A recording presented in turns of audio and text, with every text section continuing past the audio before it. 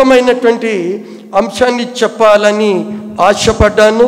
Sunday school teacher కూడా నా మనవిని అంగీకరించి, అమ్మ సండే స్కూల్ పిల్లలకు ఇదొక్కరోజు అంటే ఈ గంట సమయము మందిరంలోనే సహవాసంలోనే పాల్గొనేటట్టుగా సమయం ఈ తల్లి. ఈ లోకంలో యవనస్తులు ఏమైపోతున్నారు, యవనస్తులు పాడు కావడానికి, యవనస్తులు చెడిపోవడానికి ఇదిగో ముందుగా తల్లిదండ్రా లేకపోతే యువతనా, దానికి మించి ఆయుష్నిచ్చినటువంటి దేవుడా? క్వశ్చన్ మార్క్ అది. దేవుడా ఎందుకు యవన ప్రాయంలో చెడిపోయి నానా రకాల సమస్యలతో ఏ లోకంలో కలిసిపోయి మరి తల్లిదండ్రిని దుఃఖపరిచేటువంటి యువత ఎంతమంది కోటాను కోట్లదిగా ఉన్నారు. ప్రతి కుటుంబంలో ఉండొచ్చు. కానీ యవనులు ఎందుకు చెడిపోరు?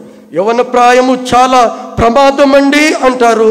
యవన ప్రాయము చాలా ప్రమాదమే కాదు, అది ప్రధానమైందని ఎందుకు ఎంచుకోవడం లేదు ఈ లోకము? ప్రేమైన దేవుని పిల్లల, యవన ప్రాయంలో మోషను తీసుకుపోయి ఇశ్రాయేలు ప్రజలకు నాయకత్వం వహించినటువంటి ఆ మోషను ఆ ఉన్నతమైన స్థితిలో ఉంచలేదా? ఇదిగో ఒక దావీదును, ఇదిగో గొర్రెల కాపరిగా ఉన్నటువంటి దావీదును తీసుకుపోయి ఇశ్రాయేలు ప్రజలకు రాజుగా ఉంచలేదా?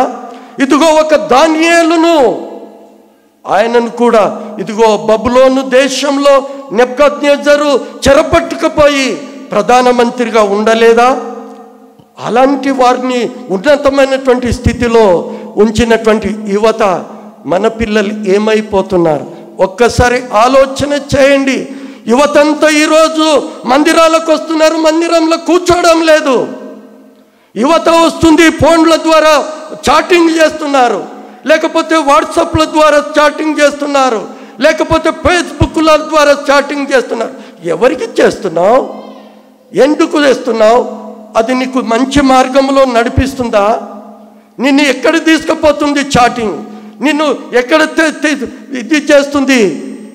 చాలా ప్రమాదము. ప్రేమన దేవుని సంగమ, యువత తల్లిదండ్రి, యువనులు కదా, ఏమైపోతుంది? ఒక్కసారి ఆలోచన చేయలే. ఈ యువకులు 10th క్లాస్ ఉన్నటువంటి మరి బాలికలు కూడా కాదు, యవన బిడ్డలు కూడా ఆలోచించాలి. ఈరోజు తల్లిదండ్రి బాధ్యత ఎంత? నీ తల్లిని తండ్రిని సన్మానించుము, అప్పుడు నీవు దీర్ఘాయుష్మంతుడవని లేఖనాలు సెలవిస్తే, యవన ప్రాయంలో నీ కాడిని అని ఇప్పుడు మరి అయ్యగారు ప్రార్థించాడు. యవన కాలంలో తన కాడిని మోయాలంట. అది యెహోవా పెట్టిన భారము అని.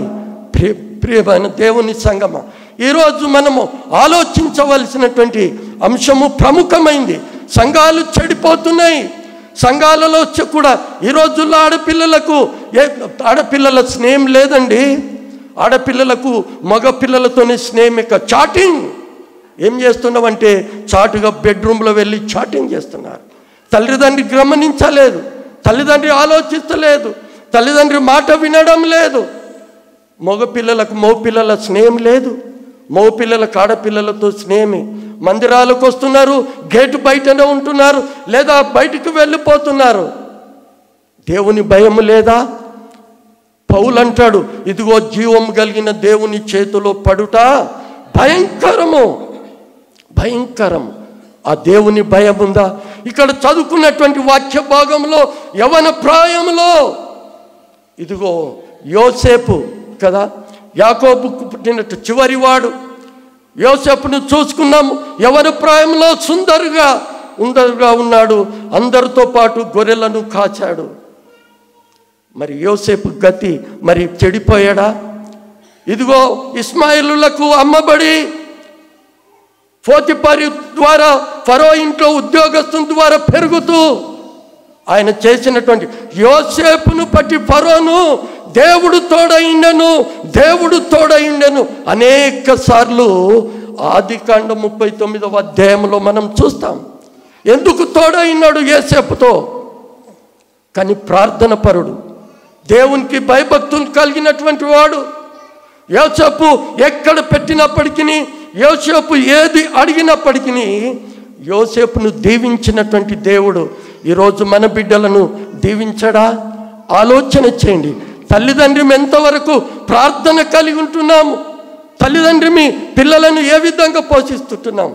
జ్ఞాని అయిన సొలొమోను అంటాడు, ఇదిగో బాలుడు నడవలసిన మార్గము వానికి నేర్పుము, పెద్దవాడైన తరువాత దాని నుండి తొలగిపోడు. నేర్పుతున్నామా? ఆనాడు ఇశ్రాయేలు ప్రజలకు దేవుడు యెహోవా తండ్రి అయిన దేవుడు నేర్పించింది మనకు నేర్పించడం లేదా? సంఘ సేవకులు ఆనాడు చెడిపోయినటువంటి మరి అనేకులు యువత ఉన్నారు. కానీ ఇశ్రాయేలు ప్రజలకు దేవుడిచ్చిన వాగ్దానాన్ని మరిచిపోయారా? అదే మోషే అంటాడు 6వ అధ్యాయంలో, ఇదిగో నువ్వు పండుకున్నప్పుడును, లేచినప్పుడును, తిన్నప్పుడును, కూర్చున్నప్పుడును, బయట పోయిన ఎక్కడ ఉన్నప్పటికీ ఇదిగో ఈ మాటలే మాట్లాడవలను అంటాడు. ఏం మాట్లాడుతున్నాము పిల్లలతో మనం? చాలా మంచిగా చదువుతున్న బిడ్డ, చాలా ఇంజనీరింగ్ చేస్తున్న బిడ్డ అదేనా? యెహోవా యందు భయభక్తులు కలిగి ఉంట జ్ఞానమునకు మూలము, సర్వ సంపదలు ఆయన యందు గుప్తమైన దేవుడు కదా. ప్రేమైన దేవుని పిల్లలారా, సంఘంలో సంఘ సేవకులు మరి హెచ్చరికలు చేయడం లేదా? ఎందుకు యువత చెడిపోవడానికి కారణం? ఇదిగో ఫరోను దీవించాడు. అసలు ఫరోకి ఏ బాధ్యత లేదు, సమస్తం ఇచ్చాడు. యోసేపు అంటాడు, ఇదిగో ఫరో భార్య సుందరుడైనట చూచి ఇగో యోసేపును ఆయనను కావాలని కోరుకున్నది. కానీ యోసేపు అంటాడు, అమ్మ సమస్తము నాకు అప్పగించాడు, సమస్తము అధికారం నాకు అప్పగించాడు, కానీ ఇదిగో నిన్ను మాత్రము నాకు అప్పచెప్పలేదు. ఇంత దుష్కార్యము నేను ఎందుకు చేయాలి? పారిపోయాడు. ఈరోజు నీవు పారిపోయే స్థితిలో ఉంటున్నావా? ఈరోజు ఆ పాపములో నుంచి విడుదల పొందాలని అనుకుంటున్నావా? నా ప్రియమైన దేవుని పిల్లలారా, ఇదిగో అదే మోషే అంటున్నాడు, ఇదిగో ఐగుప్తు ధనము కంటేను యేసుక్రీస్తు యొక్క నింద గొప్ప ధన్యమని ఎంచుకున్నాడు. ఐగుప్తు ధనము కంటే క్రీస్తు నింద చాలా గొప్పది అనుకున్నాడు. అల్పకాల భోగము కంటే దేవుని ప్రజల చేత ఆయన శ్రమను అనుభవించుట ఎంత మేలు అనుకున్నాడంట. అంతటి తీర్మానం, యోచన యోసేపుకు కలిగినటువంటి ఆ యోచన మన పిల్లలకు ఎందుకు కలగడం లేదండి? చాలా సంతోషంగా పెంచడం, చాలా సంతోషంగా మంచి సుఖంగా పెంచండి, కానీ భయభక్తులతో పెంచుతున్నామా? నీ గారభము చెయ్యు, కానీ దేవుని ఎడల భయభక్తులు నేర్పించే స్థితిలో ఉంటున్నామా? అదే జ్ఞాని అయిన సొలొమోను అంటాడు, ఇదిగో తండ్రి శిక్షించిన కుమారుడు జ్ఞానము గలవాడంట. తండ్రి శిక్షించాలి. తండ్రి శిక్షించిన కుమారుడు జ్ఞానము గలవాడు. తండ్రి బెత్తం వాడని వాడు కుమారునికి విరోధి. అంటే వాక్యము మనకు అర్థమైపోతలేదా? ఇంతటి వాగ్దానం చేసిన దేవుడు వాక్యం బోధిస్తుంటే నీ కుమారుని బెత్తం పట్టుకొని, అరే నీ ప్రవర్తన ఎలా ఉంది? దావీదు కూడా పొరపాటు చేశాడు. తామారును అమ్నోను మోయించినప్పుడు గద్దించలేదు. ఇదిగో అడవి ప్రాంతం పట్టిపోయాడు, కుమారుని చేతిలో ఓడిపోయే స్థితిలోనికి వచ్చాడు. నా ప్రియమైన దేవుని సంగమ, ఈరోజు యువత నీ యొక్క చాటింగ్ ఎవరిని చేస్తున్నావు? ఎవరిని మోసం చేస్తున్నావు? ఒకసారి తిమోతికి పౌలు రాస్తాడు. తిమోతికి రాసినటువంటి పత్రిక 2వ పత్రిక 3వ అధ్యాయము 13వ వచనము ఒకసారి చూద్దాం. తిమోతికి రాసినటువంటి 2వ పత్రిక 3వ అధ్యాయము 13వ వచనము, అయితే దుర్జనులను వంచకులను ఇతరులను మోసపరచుచు తామును మోసపోతున్నారు. హల్లెలూయా! తామును కూడా మోసపోతున్నారు. దుర్జనులు, వంచకులు. తిమోతి 12 ఏళ్ల ప్రాయంలో తిమోతి పౌలు ద్వారా సువార్త విని రక్షణ పొంది పౌలును వెంబడించి నా ప్రియమైన కుమారుడని పిలుచుకున్నటువంటి ఆ ధన్యత ఈరోజు మనకు ఏమైపోతుంది? ప్రేమైన దేవుని సంగమ, ఆలోచించి మనవి చేస్తున్నాను. ఒక అమ్మాయి అంట చాటింగ్ చేస్తుందంట. ఎవరికి? మగ పిల్లలతోటే. చాటింగ్ చేసి ఫేస్బుక్లో ఏమైపోయింది, పరిచయం ఏర్పడి, సన్నిహితం ఏర్పడి, ఆఖరికి వస్తే ప్రేమలోనికి దిగిపోయారట. చాటింగ్ ద్వారా తల్లిదండ్రులకు తెలియదు, తల్లిదండ్రులు గమనించలేదు. చాటింగ్ చేస్తూ ఆ చాటింగ్లో మాటల్లో పడిపోయి వారు ఏకంగా జీవించే మొదలు పెట్టారంట. అప్పుడు అనేకమైనటువంటి ఆ యొక్క ప్రేమించే యువకుడు ఆమెతోని సీక్రెట్ వీడియోలు తీశాడంట. వీడియోలు తీస్తూ ఆ అమ్మాయిని మోసం చేయడానికి ప్రయత్నించాడు. ఇదిగో నాకు 50,000 కావాలి, నువ్వేం చేస్తావో తెలియదు నాకు, ఇదిగో నీతో చేసిన ఆ చెడు కార్యాలన్నీ వీడియో రూపంలో ఉన్నాయి, సోషల్ మీడియాలో పెట్టేస్తాను. ఆశ్చర్యపోయింది అమ్మాయి. ఏంటి, నిన్ను నమ్ముకొని ఇదిగో నేను చేస్తే మోసం చేసి వీడియోలు చేసి నేను సోషల్ మీడియాలో యూట్యూబ్లో పెడతానంటే ఎవరికి తెలియదు. ఏడ్చింది. ఏం చేసిందో కానీ 50,000 రూపాయలు తెచ్చి ఇదిగో వానికి ఇచ్చింది. ఇప్పటికైనా నువ్వు నన్ను నమ్ము అని. అయినప్పటికీ అంటాడు మరో రెండోసారి నాకు 25,000 రూపాయలు కావాలి. ఏంటండి, ఏంటి పరిస్థితి?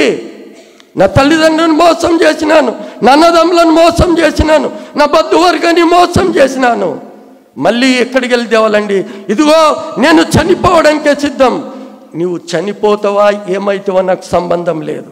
ఇదిగో నీతో తిరిగినటువంటి నీ చేసిన చెడు కార్యములను నేను మళ్ళీ సోషల్ మీడియాలో నీ ఫ్రెండ్స్కు పంపిస్తాను, జాగ్రత్త అన్నాడు. ఏం చేయలేదు తెలియదు. తల్లిదండ్రులు ఏడ్చింది, తల్లిదండ్రులకు చెప్పుకోలేకపోతుంది. యవన ప్రాయములో నా ప్రియమైన దేవుని సంగమ, యువత చెడిపోవడానికి కారణము ఇదిగో ఈ సెల్ ఫోన్లు కావా, టీవీలు కావా, చెడు స్నేహం కాదా? ప్రేమైన దేవుని పిల్లలారా, ఒకరోజు విసిగిపోయి జీవితాన్ని మీద విరక్తి కలిగి ఇదిగో ఉరు వేసుకుని తన దేవుడి ఇచ్చిన ఆయుష్ను ముగించుకున్నది. ఏమైపోతుంది నా ప్రియమైన దేవుని సంగమ? ఇక్కడ ఫరోతో దేవుడు ఆశీర్వదింపబడ్డాడు. ఇదిగో యోసేపు అంటున్నాడు, నేను ఇంత దుష్కార్యము ఎలాగూ చేస్తాను? దేవుడిచ్చిన ఈ శరీరం అండి, దేవుడిచ్చిన శరీరం ఏమైపోతుంది? అందుకనే పౌలు రోమపత్రిక 6:13 అంటాడు, ఇదిగో ఏమంట, ఇంత దుష్కార్యము. ప్రేమైన దేవుని సంగమ, ఇంత నీ అవయవములను దుర్నీతి సాధనములుగా చేసుకోకంటున్నాడు పౌలు. నీ అవయవములను దుర్నీతి సాధనములుగా చేసుకోక. అదే పౌలు చాలా చక్కటి మాటలు. ఒకసారి 1 కొరింథీయులకు రాసిన పత్రిక 6వ అధ్యాయము, 1 కొరింథీయులకు రాసిన పత్రిక 6వ అధ్యాయము 15కి వెళ్ళి 20 వరకు కొంచెము సహకరించండి అమ్మా.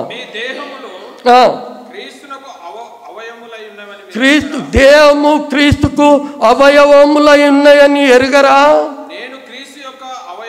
మీరు క్రీస్తు యొక్క అవయవములను తీసుకొని వేశ్య యొక్క, హల్లెలూయా, నీ తల్లి గర్భములో పిండముగా నీవు ఉండగా దేవుడు నీ అవయవములను చేసిన దేవుడు. అసలు తల్లికి తెలియదు, తండ్రికి తెలియదు. నీ కడుపులో గర్భములో బిడ్డ ఎలాగ ఎదుగుతుందో తల్లికేం తెలుస్తుందండి? ఎప్పుడైతే నెల తప్పిందని తెలిసిందో నా కడుపులో బిడ్డ ఉందని అనుకుంటుంది. కళ్ళు ఎలా వచ్చాయి, చేతులు ఎలా వచ్చాయి, ఎముకలు ఎలాగూ ఎదుగుతున్నాయి ఎవరికైనా తెలుసా? దేవుని చేతులు ఇదిగో తల్లి గర్భంలో పెట్టి, అది 119:73 వచనము, యోబు గ్రంథము 8వ అధ్యాయము 10వ వచనము, ప్రసంగి గ్రంథము 12వ అధ్యాయము 5వ వచనములో ఈ మాటలు అవయవముల గురించి రాయబడ్డాయి. ఆయన చేతులే నిర్మాణము చేసి రూపును దయచేసిన ఆ దేవుని యొక్క విషయంలో ప్రేమైన దేవుని సంగమ, నీ అవయవములను దుర్నీతి సాధనములుగా నా ప్రియమైన దేవుని సంగమ, ఈరోజు యువత సండే స్కూల్కు వెళ్లకుండా నువ్వేం చేస్తున్నావు? ఇదిగో చాటుగా నువ్వు ఫోన్లో చాటింగ్ చేస్తున్నావా? ఎవరిని మోసం? నీకు నీవే మోసం చేసుకుంటున్నావు, నీ జీవితాన్ని కడతేర్చుకుంటున్నావు. ఈరోజు వాక్యం వింటున్నటువంటి నా ప్రేమైన దేవుని పిల్లల ఆలోచించండి. తల్లిదండ్రులమైన మన బాధ్యత ఎలా ఉంది? ముగ్గురు తల్లిదండ్రిని గురించి చెప్పాలని ఆశపడుతున్నాను. ఒక తల్లి, ఇద్దరు తల్లులు పిల్లలను ఎలా పెంచమన్నారు? నీవు కూర్చున్నప్పుడు, లేచినప్పుడు, నీవు పండుకున్నప్పుడు, తిరుగునప్పుడు ఇవే యెహోవా మాటలు, దేవుని మాటలు గురించి నీవు మాట్లాడాలి అని వాక్యం చెప్తే, ఈ ఎవరు ఫిలిప్ కదా భార్య, హేరోదు తమ్ముడు ఏమైపోయింది? ఒకసారి చదువుతారమ్మా. మత్తయి సువార్త 14వ అధ్యాయము 6వ వచనం నుంచి. మత్తయి సువార్త. అయితే హేరోదు జన్మదిన ఉత్సవము జరిగినప్పుడు హేరోదియ కుమార్తె వారి మధ్య నాట్యం ఆడుతూ హేరోదును సంతోషపరిచింది. ఎవరు అక్కడ నాట్యం ఆడింది? హేరోదియ కుమార్తె, యవన ప్రాయము, యవనురాలు. ప్రియమైన దేవుని సంగమా, గత వారంలో నేను చెప్పాను, దేవుడు ఇచ్చిన ఆయుష్ ఎంత? దేవునికి నీవు ఇచ్చిన ఆయుష్. ఎవరిని చూసుకున్నాము? అన్న ప్రవక్తిని చూసుకున్నాం. ఎన్ని సంవత్సరాలు దేవుని సన్నిధిలో గడిపింది అమ్మా? ఎన్ని సంవత్సరాలు? 84 సంవత్సరాలు దేవాలయమును విడువక. యవన ప్రాయములండి. 7 సంవత్సరాలు మాత్రమే భర్తతో. శేషించిన జీవితం అంతా దేవునితో సంబంధం ఏర్పడి దేవుని మందిరంలో ఆరాధిస్తుంది. మరి మన పిల్లలు ఆడంలే, పాడంలే, ఇంకా ఫోన్ ఇచ్చి నాన్న ఇగో ఫోన్ తీసుకోరా, నువ్వు బయటకు ఆడుకోపోరా. ఏంటి? ఎట్ట తల్లిదండ్రి ఏం చేస్తున్నారు? అక్కడ జన్మదినం జరుగుతుంది. హేరోదు మహారాజు తల్లి హేరోదియ కుమార్తెతో నాట్యం చేస్తుంది. ఇదేనా? కుమార్తెతో నాట్యం చేసి సంతోషపరిచిందంట. అప్పుడు అంటాడమ్మ, కింద చదవండి ఒకసారి. కనుక ఆమె ఏమి అడిగినను ఇచ్చేదనని అతడు ప్రమాణపూర్వకముగా ప్రమాణము చేసి అప్పుడు ఆమె తన తల్లి చేత ప్రేరేపింపబడినది. ఎవరి చేత ప్రేరేపింపబడ్డదండి? తల్లి చేత. తల్లి అదేనా నేర్పించేది? ఏం నేర్పించాలండి తల్లి? అందుకనే యువత చెడిపోవడానికి తల్లిదండ్రులు బాధ్యతనా లేక యువతనా?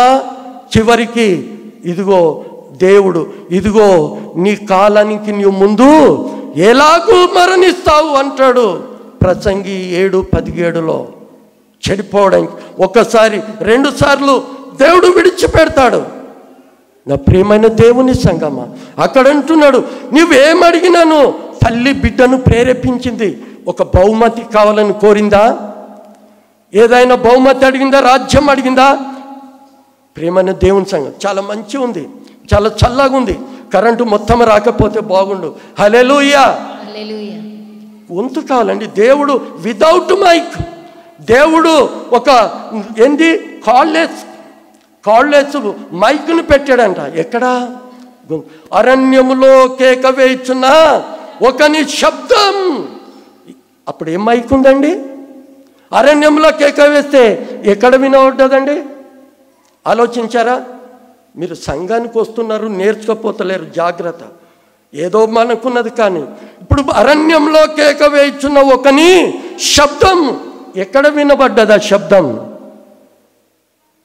యోర్దాను నదిలో నిలబడ్డాడు, కేక వేస్తున్నాడు. సమరయ, యూదా, ఇశ్రాయేలు ప్రజలంతా తండోపతండాలుగా యోర్దాను నదికి వస్తున్నారు, పాపంలో ఒప్పుకుంటున్నారు, యోహాను చేత బాప్తిసం పొందుతున్నారు. యూదా, సమరయ దేశాలు. ఆయన కేక ఎక్కడ వినబడ్డది? ఎక్కడో అరణ్యంలో బాప్తిస్మం ఇచ్చు యోహాను కేక. ఈరోజు కరెంటు ఉంటేనే మాటలు వస్తాయి, కరెంటు ఉంటేనే మ్యూజిక్, కరెంటు ఉంటేనే మాటలు. ఈ గొంతులో మైక్ పెట్టాడు. ఈ నాలుక లేకపోతే మాట రాదు. నాలుకలు లేవా మనకు? మాట రాదా? ప్రేమని దేవుని సంగమా, మైకిందండి. స్వరము దేవుని వరం అన్నారు. నీకు నోరు ఇచ్చిన వాడేవాడు అన్నాడు మోషతో, అహరోన్తో. మీ అన్న బాగుగా మాట్లాడతాడు. ఈరోజున్న ప్రేమైన దేవుని సంగమా, మన పిల్లల పరిస్థితి. ఒకసారి తిమోతికి రాసినటువంటి 2వ పత్రిక 2వ అధ్యాయము 22వ వచనము, తిమోతికి రాసినటువంటి పత్రిక. అమ్మా, యవనేచ్ఛల నుండి పారిపోము, పవిత్ర హృదయులై. హల్లెలూయా. నీ పారిపో. యోసేపు ఏం చేశాడండి? ఫరో భార్యతో పారిపోయాడు. యవనేచ్ఛలు. మరి పాపంలో పడిపోకూడదంటే యువత ఏం చేయాలి? ఎప్పుడైనా ఆలోచించారా? యువత ఏం చేయాలి పడిపోకుండా ఉండాలంటే? అందుకని దుష్టుల ఆలోచన చొప్పున నడవక, పాపుల మార్గమున నిలువక, అపాస. మరి యువత ఈ మాటలు చదువుతలేదా? తల్లిదండ్రులు ఈ వాక్యాన్ని చదివించలేదా? అయ్యా, దుష్టుల సాంగత్యం వద్దురా బాబు, దుష్టుల సహవాసం వద్దురా చిన్న అమ్మాయి, నీకు పురుషులు మోపిల్లల స్నేహం వద్దు. ఆ దుష్టులకు అసహ్యమైనటువంటి కార్యం కదా దేవునికి. నీవు అదే సహవాసంలో ఉంటున్నావా? ప్రేమనంద దేవుని పిల్లలరా, దేవుని సంగమా, హల్లెలూయా, హల్లెలూయా. నీ దేహమంట అది దేవుని అవయవములంట. ఇప్పుడు మళ్ళీ మర్చిపోయారేమో. కొరింథీ పత్రిక 6వ అధ్యాయము 15వ వచనము చదివి వదిలిపెట్టి మళ్ళీ వచ్చాను. మీరు నన్ను జాగ్రత్తగా అనుకరించాలి. చాలా స్పీడ్గా కాదు, చాలా నిదానంగానే వచనం వెంబడి వచనము 15వ వచనంలో అంటాడు, మీ దేహములు క్రీస్తునకట. మీ దేహము ఎవరికి? క్రీస్తుకండి. ఎందుకు క్రీస్తుకు? ఆయన అవయవములను ఇచ్చిన దేవుడు కదా, మనలను నిర్మాణము చేసిన దేవుడు కదా. మన అమెరికా చూడు, ఇంతమంది ఉన్నాం, ఒక్కరి ఆకారం ఒక్కరికి లేదు, డిఫరెంట్. ఎంతటి డ్రాయింగ్ మాస్టర్ అంటే మన దేవుడు. నువ్వు డ్రాయింగ్ దించగలవా? వేస్తే గుర్రమో గాడిద అయిపోతుంది. కానీ దేవుడు చేసిన నిర్మాణంలో ఒక్కరి కళ ఒక్కరి అచ్చు ఒక్కరికి లేదు. అంతటి శిల్పకారుడు మన దేవుడు. ఈరోజున్న ప్రేమను దేవుని ఏంటంటే శరీరము అవయములు తీసుకొని వేశ్యావయవములుగా మారుస్తావా? ఎంత మాత్రము తగదు. ప్రేమనన్న దేవుని పిల్లలరా, యువత, నీ పరుగు పందెములు ఇక్కడ పౌలు అంటాడు, ఇదిగో నా గురి యొద్దకే నేను పరిగెత్తుతున్నాను. ఇంకా మంచి పోరాటము పోరాడి తిని, నా పరుగు కడముట్టించి తిని, విశ్వాసమును కాపాడుకుంటుని, ఇక మీదట నాకు పారిపోయినట్టు. యువకుడు తిమోతికి జాగ్రత్త చెప్పడు. నీ యవ్వనమును బట్టి జాగ్రత్త తిమోతి. తల్లిదండ్రులు మనం ఎందుకు చెప్పలేకపోతున్నాం? ఎందుకు చెడిపోతున్నారు? వయసు రాకముందే చెడు స్నేహలా, వయసు రాకముందే ప్రేమన దేవుని పిల్లల, నిన్ను ప్రేమించిన దేవుడు, నిన్ను కాపాడే దేవుడు, నీకు అవయములు ఇచ్చిన దేవుడు వదిలిపెట్టి ఇదిగో తుచ్చమైన క్షణిక కోరికల కొరకు నీ శరీరాన్ని అమ్ముకుంటున్నావా? అందుకని జ్ఞాని అయిన సొలొమోను 5వ అంటాడు, నీవు జార స్త్రీ త్రోవల నడువకు. ఆమె మాటలంట తేనె కంటే మధురంగా ఉంటాయి, నూనె కంటే జారుతుందంట. నీ యవ్వన బలము పరస్త్రీకి ఎందుకు ఇస్తావు? ఈ మాటలను అందుకే నేను సామెతల గ్రంథం అంట, యువకులకు ఇదిగో జ్ఞాన వివేకములు కలగడానికంట. నా ప్రియమైన సహోదరుడా, ఈరోజు వాక్యం వింటున్నా, నీ ఎక్కడ సమయాన్ని గడుపుతున్నావు? ఉదయమే వెళుతున్నావు, రాత్రి వరకు ఇంటికి రావడం లేదు, తల్లిదండ్రులు ఎదురు చూస్తున్నారు. నీ సమయమును వ్యర్థపరుస్తున్నావేమో. నీ సమయము ఎక్కడ గడుపుతున్నావు? ఒక భక్తుడు పాట పాడతాడు కదా, చక్కటి పాట. ఆ పాట ఏమిటంటే, తమ్ముడు పాడతాడు, విందాం, అందరం పాడదాము. చక్కటి పాట. ప్రేమ అనేటువంటి దేవుని పిల్లలారా, ఆ పాటలో గడిపినటువంటి చక్కటి ఆ కోరస్ పాడుకుంటూ మనము దేవుని మహిమపరుద్దాము. హల్లెలూయా. నీతో గడిపే ప్రతి క్షణము యేసయ్య, అందరం నోర్లు విప్పుదాం.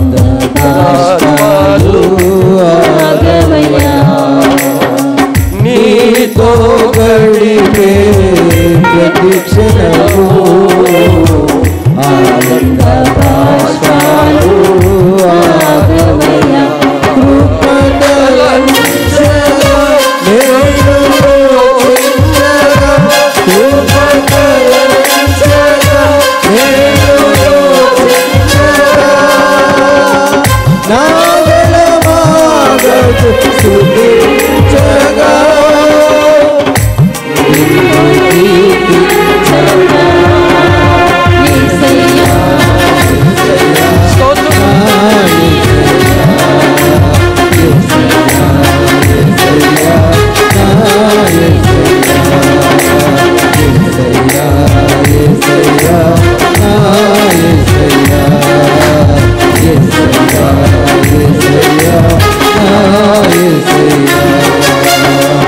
నీతో గడిపే ప్రతిక్షణము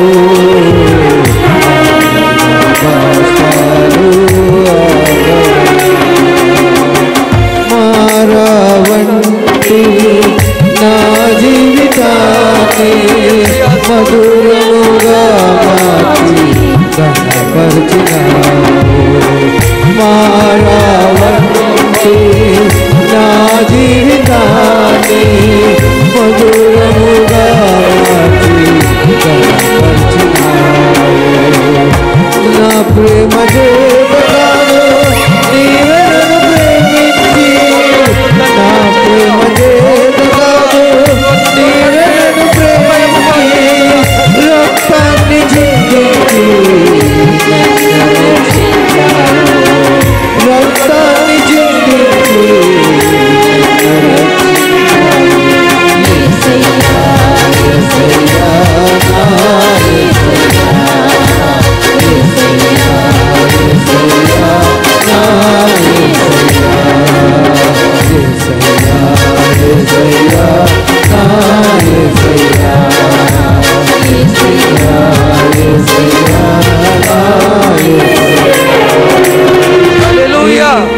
గడిపే ప్రతిక్షణము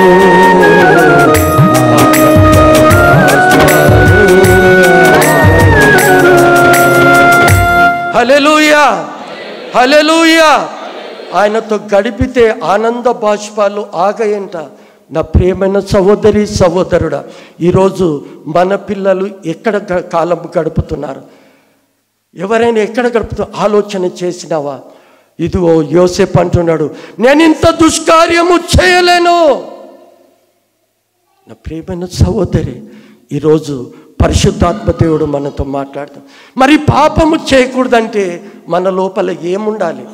చదువుకున్నటువంటి వాక్య భాగము ఇదిగో 119వ కీర్తన మరి 10-11 వచనాలు కొంచెము ఆలోచన చేశాను. అమ్మా, నా పూర్ణ హృదయముతోను నిన్ను వెతికి ఉన్నాను, నా పూర్ణ హృదయముతో నిన్ను వెతికి ఉన్నాను. నన్ను నీ ఆజ్ఞలను విడిచి తిరగనీయకుము. అయ్యా, నీ ఆజ్ఞలను విడిచి. ఎంతటి శ్రేష్టమండి! అదే జ్ఞాని సొలొమోను అంటాడు ఏమని, ఇదిగో నా కుమారుడా, నా ఉపదేశము మరవకు, వాటిని నా ఆజ్ఞలను హృదయపూర్వకంగా గైకొనుము. ఆజ్ఞలను ఇదిగో నీ ఆజ్ఞలను విడిచి నన్ను తిరగనీయకయ్యా. యవనులు దేని చేత తమ నడతను శుద్ధి చేసుకుంటారు. ఇదిగో నీ వాక్యం చేతను కదా. వాక్యం శుద్ధి చేస్తుందా? వాక్యమే దేవుడు. ఆ వాక్యములు నా రక్తము, అమూల్యమైన రక్తము, నిష్కలంకమైన రక్తము, పరిశుద్ధమైన రక్తము. ఆ వాక్యమైన దేవుని యొక్క రక్తము నిన్ను నన్ను శుద్ధి చేస్తుందంట. అందుకని యవన ప్రాయములో యవనుడా, ఓ యవనుడా, యవన ప్రాయంలో చెడిపోయాడు. ఒక తండ్రికి 2 కుమారులు ఉన్నారు. 2 కుమారులు చిన్నవాడు ఇదిగో అనేక వ్యసనాలకు తిరుగుబాటు అలవాటు పడి తండ్రి ఆస్తిలో సగము పంచుకొని దూర దేశానికి దేశాంతరం పోయినాడు. చెడిపోయాడు, తాగిండు, తిన్నాడు. ఈరోజు మన పిల్లలు, నా ప్రియమైన దేవుని పిల్లలరా, అన్నీ విన్నారు. ఇంతవరకు మనం విన్నాము. ఈ అపోస్తులుగా ఉన్నారు, ప్రవక్తలుగా ఉన్నారు, దీర్ఘదర్శిగా ఉన్నాడు, ఇదిగో దేవుని యాజకులుగా ఉన్నారు. ఏలి కుమారులు ఏమైపోయారండి? ఏలి కుమారులు ఏం చేసేవారు? ఏలి వృద్ధులుగా ఉన్నప్పుడు ఏం చేసేవారు ఏలి కుమారులు? అమ్మా తెలియదు. అయ్యా యాజకత్వం చేశారండి ఏలి కుమారులు. మొదటి సమూయేలు గ్రంథము 2వ అధ్యాయం. ఏలి వృద్ధులై ఉన్నప్పుడు ఏలి కుమారులు యాజకత్వం చేస్తూ దేవుని మందిరంకి వచ్చే వారితో పాపం కట్టుకున్నారు. దేవుడు గద్దించాడు. అందుకని అంటాడు, ఇదిగో యెహోవా గద్దింపునకు నువ్వు విసుకకయ్యా. యెహోవా గద్దింపునకు నువ్వు విసుకకు. తండ్రి తన కుమారుని గద్దించు రీతిన అమ్మా తనకిష్టమైన వారిని గద్దిస్తాడంట దేవుడు. నా ప్రియమైన దేవుని సంగమా, ఈరోజు వాక్యం వింటున్నటువంటి నీవు నేను మనము ఏడుస్తావు. మన పిల్లలు ఏడ్చెడుదు. నీవు మోసం చేస్తున్నారు పిల్లలు ఈ రోజుల్లో.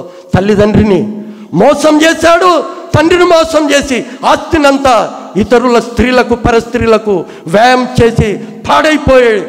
ఇదిగో నేను నా తండ్రికి ఎద్దుకు వెళుతాను. తండ్రి నీ ఎదుటను దేవుని ఎదుటను పాపము చేసిన ఇక మీ ఎదుట నీ కుమారుడు అనిపించుకున్నాడు, నా యోగ్యుడను కాను. ఈ మాట ఎవరన్నాడు? యోసేపు. మోషకుడు అన్నాడు కదా, ఇదిగో అల్పకాల భోగం కంటే క్రీస్తు యొక్క శ్రమ అనుభవించుట గొప్ప భాగ్యము. ప్రియమైన దేవుని సంగమా, ఈరోజు అంటాడు, నేను ఫరో కుమారుడను అనిపించుకొనుటకు ఏంటన్నమ్మా వద్దు, యోగ్యుడు ఒప్పుకోలేదు. నేను ఫరో కుమారుడు కాదు, నేను దేవుని కుమారుగా ఉండాలి. ఇశ్రాయేలు ప్రజలను నడిపించే ఆ ధన్యత యోసేపుకి ఇచ్చాడు. ప్రధానిగా ఉన్నాడు ఐగుప్తు దేశంలో. ఇశ్రాయేలు ప్రజలకు నాయకుడు ఉన్నాడు మోషే. దానియేలు అనేక అద్భుతాలు, దీర్ఘదర్శి, కలల భావము, బాలుడు. అదే దావీదు ఏం చేశాడు? ఇదిగో సమూయేలు వృద్ధుడు అయినాడు. సమూయేలు కుమారులు ఏం చేశారు? సమూయేలు కుమారులు ఏంటండి? ఏలి కుమారులు యాజకత్వం, సమూయేలు కుమారులు అది సమూయేలు గ్రంథం 8వ అధ్యాయం మొదటిని చూస్తే న్యాయాధిపతులు. సమూయేలు కుమారులు ఎవరు? న్యాయాధిపతులు. అన్యాయపు తీర్పులు తీర్చారు. వీళ్ళేమో ప్రవక్తలు, దీర్ఘదర్శి. కానీ ఆ రోజు మరి ప్రవక్తల పిల్లలు పడిపోయారు. ఈరోజు మన పిల్లలు పడిపోరని నువ్వు నిర్లక్ష్యమైనటువంటి ఆలోచన కలిగి ఉంటున్నామో. నీ కుమార్తె కుమారుడు ఎటు వెళుతున్నారు? వాళ్ళను కనిపెట్టుకొని ఉంటే ఆ సమయము నీ కుమారులకు ఇస్తున్నావా? ఇదిగో కనిపెట్టుకున్న తండ్రిని విడిచిపోయి పారిపోయాడు. ఇదిగో తిరిగి మళ్ళీ పశ్చాత్తాపడి వచ్చాడు. నా ప్రియమైన దేవుని సంగమా, యువత ఎట్టుపోతుంది? ఏమైపోతుంది? ఇదిగో దుర్జనులను, ఈ యొక్క వంచకులు, నీకు నీవే మోసం చేసుకుంటున్నావు. నీ యవ్వన ప్రాయంని జరుపుకుంటున్నావు. అక్కడ జ్ఞాని అయిన సొలొమోను అంటాడు, ఒకసారి చదవండి అమ్మ, ప్రసంగి గ్రంథము ఇదిగో 11వ అధ్యాయము 9వ వచనములు అంటాడు.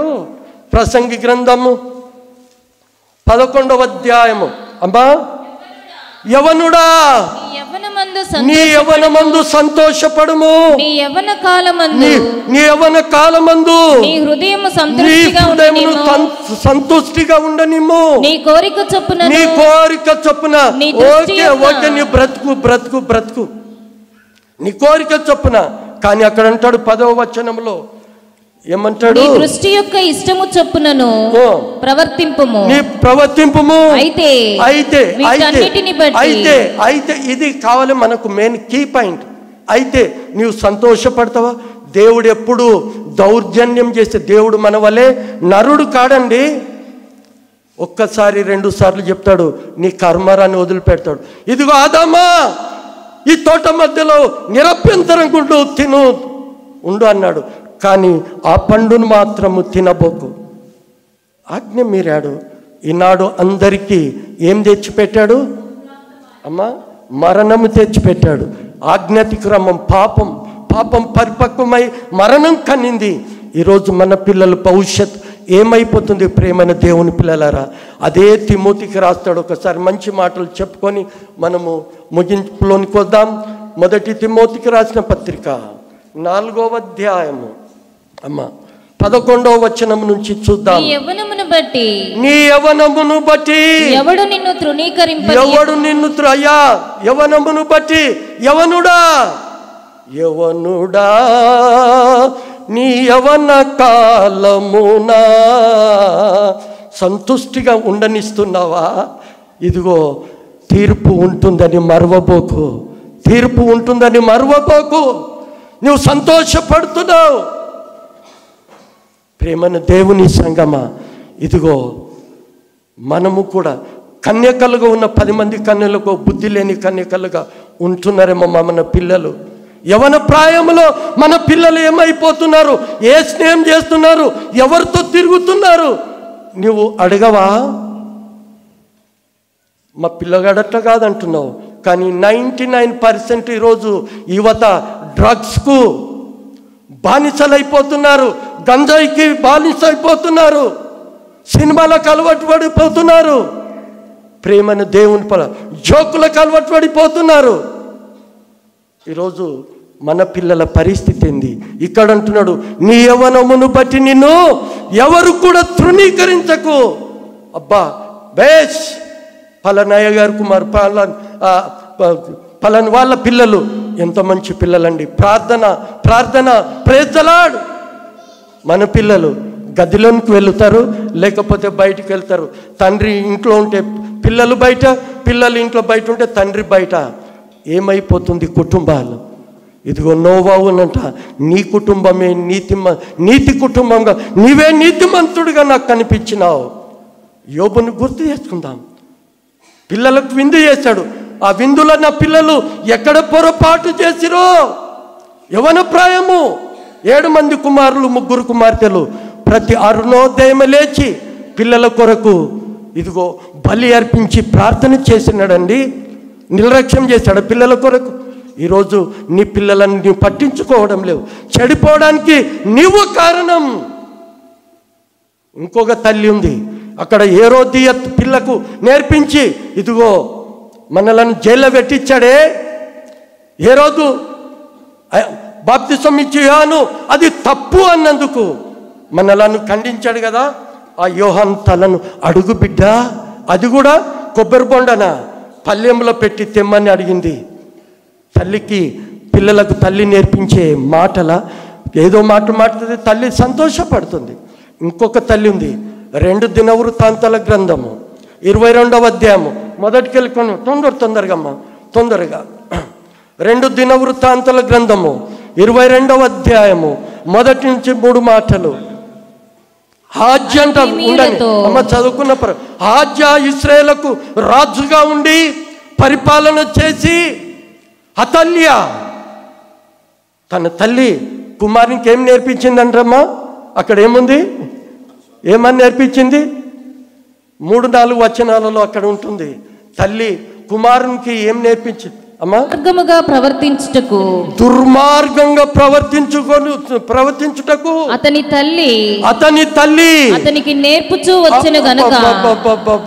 చూడండి ప్రేమన దేవుని సంగమ, ఈరోజు పిల్లలే కారణం కాదు. నా దృష్టిలో తల్లిదండ్రి బాధ్యత కూడా సమానం ఉంటుంది. నీ పిల్లలను పట్టించుకో. ఎప్పుడు సంపద అంటున్నావు, బయట వ్యాపారం అంటున్నావు, తిరుగుతున్నావు, బయటగా ఊర్లు ఇచ్చిన దున్నపోతులకు తిరుగుతున్నాము. నీ పిల్లలను పట్టించుకోలేదు. నీ భార్య ఏం చేస్తుందో, నీ భార్య ఎక్కడ తిరుగుతుందో నీవు పట్టించుకోకపోతే, వాళ్ళు చెడిపోకపోతే ఏమవుతారండి? ప్రేమైన దేవుని పిల్లలారా, ఈరోజు యువత చెడిపోవడానికి కారణము యువతనే కాదు, నీవు కూడా బాధ్యురాలవే, తండ్రి కూడా బాధ్యుడే. అక్కడ తల్లి దుర్మార్గంగా చెడిపోవడానికి ఆ తల్లి కుమారునికి నేర్పించింది. మరి కుమారుడు చెడిపోడా? మరి చెడిపోదంటే ఏముండాలండి? మనం చదువుకొని వదిలిపెట్టాం కదా. 119వ కీర్తన ఈ 9-10 వచనాలు మాత్రమే. మళ్ళొకసారి, యవనులు దేని చేత తమ నడుతను శుద్ధి చేసుకొందురు, నీ వాక్యము చేతనే కదా. చదవం. నా పూర్ణ హృదయముతో నిన్ను వెతికి ఉన్నాను. నన్ను నీ ఆజ్ఞలను విడిచిపెట్టి అయ్యా తిరగనీయకయ్యా. రాత్రింబవలు దివారాత్రములు దానిని ధ్యానించువాడు ధన్యుడు. అంటే నీవు ధ్యానించావు, నీ పిల్లలు కూడా ధ్యానించారు, వారికి ఎలా క్రమశిక్షణ వస్తుంది. ఇదిగో నీ వాక్యమును బట్టి నేను నీ త్రోవలనే నడవాలి. అందుకనే బాలుడు నడవలసిన మార్గము వానికి నేర్పుము, పెద్దవాడైన తర్వాత ఓడు. హల్లెలూయా. దేవుని నామానికి నీ పూర్ణ హృదయంతో. ఇప్పుడు చదవమ్మ మాటను. నా పూర్ణ హృదయముతో నిన్ను వెతికి ఉన్నాను. నన్ను నీ ఆజ్ఞలను విడిచి తిరగనీయకయ్యా. నీ ఎదుట నేను పాపము చేయకుండానట్లు నా హృదయములో నీ వాక్యము ఉంచుకొని ఉన్నాను. హల్లెలూయా. హల్లెలూయా. హల్లెలూయా. మన పిల్లల యొక్క హృదయములో ఏముండాలి? వాక్యం ఉండాలి. నీ వాక్యమే నన్ను బ్రతికించెను, బాధలలో నెమ్మదినిచ్చెను. నీ వాక్యమే నన్ను బ్రతికించెను, బాధలలో నెమ్మదినిచ్చెను. కృపా శక్తి సత్య సంపూర్ణుడా వందనమయ్యా. కృపా శక్తి దయా శక్తి సంపూర్ణుడా వందనమయ్యా. హల్లెలూయా. ఆ వాక్యం అంట, నీ వాక్యము నా హృదయములో ఉండుటను బట్టి కదయ్యా నేను ఆ పాపములో పడిపోకుండా ఉండుటకు. అందుకనే ఇశ్రాయేలు ప్రజలకు మోషే రాసినటువంటి ఆ పంచఖండాలలో ద్వితీయోపదేశ ఖండం 6:4 రాశాడు. ఇదిగో నీ పిల్లలతో వాటిని ఏంటంట వాచికమ వలె. అందుకని నువ్వు మనుషుల దయందును దేవుని దయందును వర్ధిల్లాలి. ఎప్పుడైతే నీ హృదయమైన పలక మీద ఈ యొక్క దేవుని యొక్క వాక్కును మాటలు నీవు రాసుకుంటావో ఆ పాపం నుంచి నీవు విడుదల పొందుతావు. నా ప్రియమైన దేవుని సంగమం. అందుకని అంటాడు కదా, ఇదిగో నేను పరలోకమునకును నీ ఎదుట పాపము చేసి తిని పశ్చాత్తాపడాలి. అందుకని ఇప్పుడు మళ్ళీ కొరింథీ తనకి వచ్చి చెప్పుకొని ముగించుకుందాం. కొరింథీయులకు రాసిన పత్రిక 6వ అధ్యాయము 15వ వచనం అయిందమ్మా. 16-17 అమ్మా. మీ దేహములు క్రీస్తునకు అవయవములై ఉన్నవని మీరు ఎరుగరా? పాపలరా, యవన పిల్లలరా, మీ దేహములు క్రీస్తునకు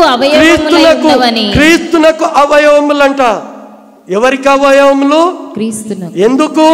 ఆయనని నిర్మించినాడు గనక, ఆయన జీవము మన లోపల ఉంది గనక ఈ అవయవములన్నీ కూడా ఐకమత్యంతో ఉన్నాయి గనక మీ అవయవములను క్రీస్తుకి ఏం చేసుకోవాలి? సమర్పించుకుంటున్నావా యువత? మేలుకో.